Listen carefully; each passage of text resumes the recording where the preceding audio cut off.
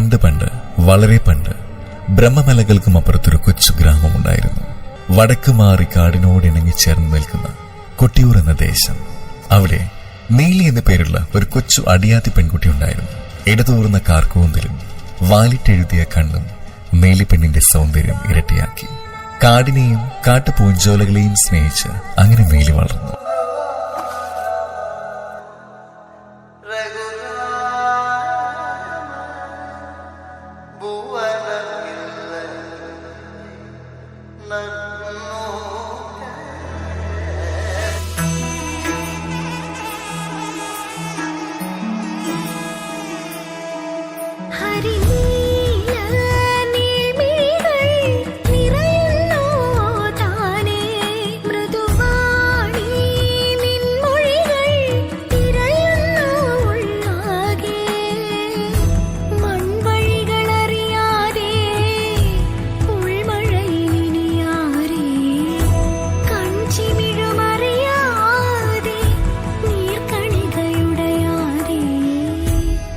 അങ്ങനെ ഇരിക്കുമ്പോഴാണ് നമ്മുടെ സുന്ദരിയായ നീലിക്ക് ഒരാഗ്രഹം.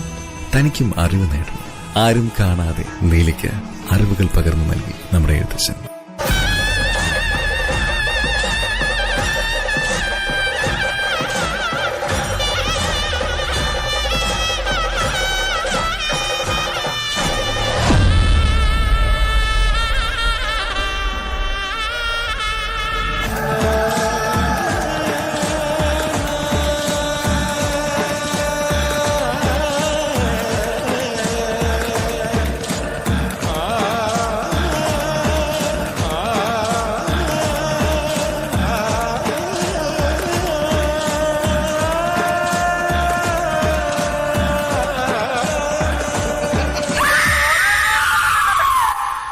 പിറ്റേന്ന് ആ നാടുണർന്നത് നീലിയുടെ മരണവാർത്ത അറിഞ്ഞാണ്.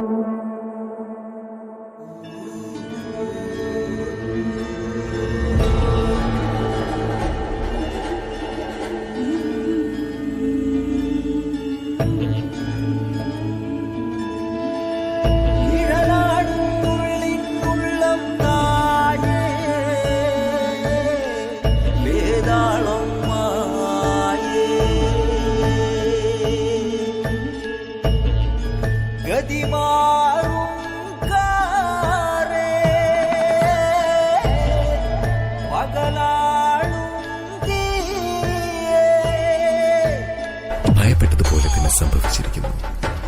നീലി പുനർജനിച്ചിരിക്കുന്നു.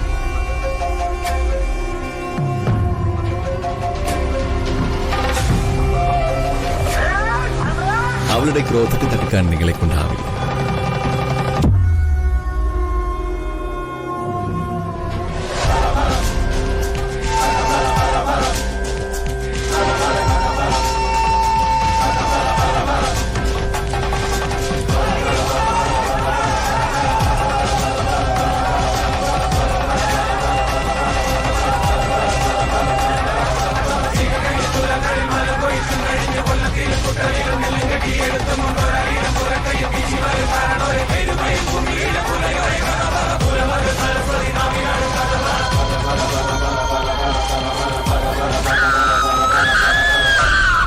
തന്നെ സ്നേഹിച്ച ജനങ്ങളോട് താൻ വലിയ തെറ്റ് ചെയ്തു എന്ന ബോധം നീലിയിലുണ്ടായി. കാലക്കാട്ട് നമ്പൂതിരി തന്റെ കൂടെ വരാൻ നീലിയോട് ആവശ്യപ്പെട്ടു. ആ ഘോരവനത്തിനുള്ളിൽ നമ്പൂതിരി നീലിയെ തളച്ചു.